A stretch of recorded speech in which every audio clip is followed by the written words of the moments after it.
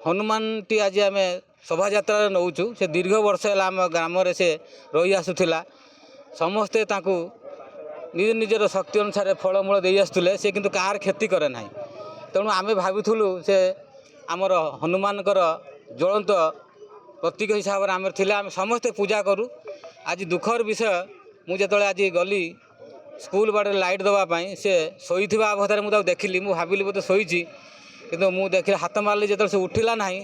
तेणु मुझे ग्रामवासी मानक डाकिली तो सहित आम हेडमास्टर को मुझे डाकिली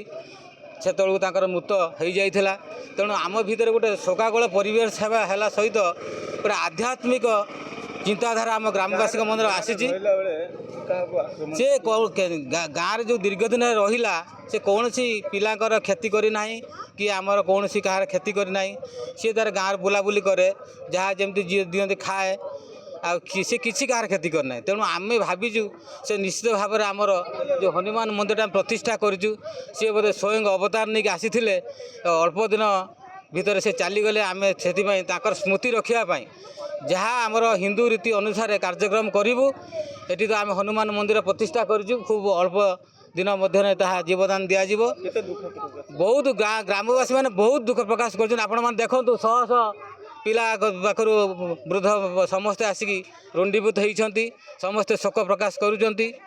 मु भी ता सहित दुख प्रकाश कर